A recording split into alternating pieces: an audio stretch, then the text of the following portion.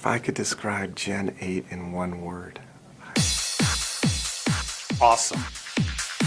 Exciting. The best. Brilliant. Smart. Game changer. Beautiful. Phenomenal.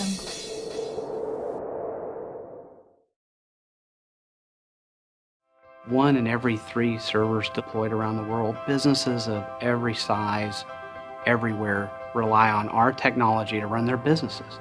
And that's a huge responsibility. So it's up to us as the leaders in the industry really to deliver to them breakthrough technology.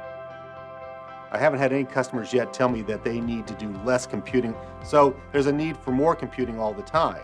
The challenge, though, is how do you fit that into operational budgets, power budgets, cooling budgets, space budgets? What's the CIO need? What's he looking for? He's looking for how am I best utilizing my assets and my costs, so I'm not wasting anything.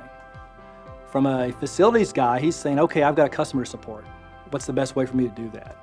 And the IT guy, he just wants his stuff to work, and he wants it installed as quickly as possible. So the question we asked ourselves is, what if we get more precise with the cooling? We've got a lot of different fans across the inside of the server. What if we be smart about which ones we speed up and which ones we slow down? So one is at 100% fan and the other is at 75, but for the same flow rates. Right. The thermal discovery services basically allows us through a 3D sea of sensors to look at the exact temperatures throughout the entire server at any given point in time. When a Gen 8 system boots up, we have a much more precise temperature map across the server, and we know how hot each device is allowed to run. So these fans right here that are over the processors are going to go ahead and speed up, but not the other ones. And that turns out that can end up saving 5, 8, 15, 20 watts per server on average. Sort of like in your house. If you've got zoned air conditioning in your house, if you're upstairs and it's hot and it's cool downstairs, you don't want to overcool downstairs to cool upstairs. You want to be able to zone that. Same thing with the server. That's what the sea of sensors is all about. All of a sudden you can save 400 to 500 watts in a rack. Maybe you can go ahead and put an extra server in just because of that. And if you're constrained for the amount of power and cooling you have and the amount of space you have, and you don't have money to build a new data center, which can cost you in the millions and millions of dollars, what if you put an extra server in a rack just because of those sea of sensors? And that's what's powerful about it.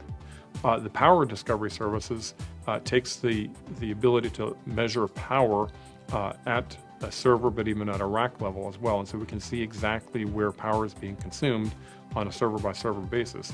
And with this as well, we can also map out things like power redundancy. A lot of customers want what we call redundant power. And what they'll do is they'll bring in 2 separate power feeds, say, to their servers. It's called an A feed, typically and a B feed. So if they lose one side or one power feed, they still have another one. But the second thing you have to do is make sure that you've actually hooked up those redundant power supplies to redundant feeds as well.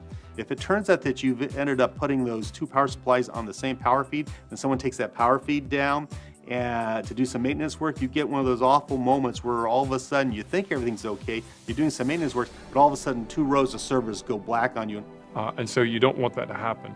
So what we'll do is we can check to see if the power is wired redundantly or not, and if it's not, alert you so you can make that correction. With our Intelligent Power Discovery Unit, it automatically maps how you're connected, lets you know if you're really hooked up redundantly, and can overlay that information on the information that we got from location discovery services. And with location services, we can see exactly where every server is in a rack. And so you can see exactly what location it is and so on.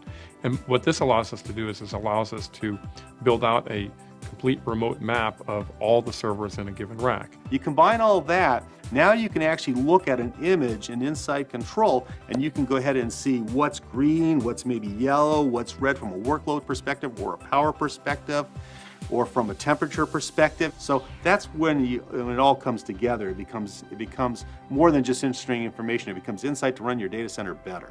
The thing I'm most proud of is the collaboration and the work that we're doing to make sure all these elements work together as a seamless solution and system. Everyone around here at HP, our goal is ultimately to make it matter for our customers. And so that pride just came through in every meeting I was in and everything they did. And it's important because in the end, HP is a technology company, and technology companies need to deliver innovative products for customers.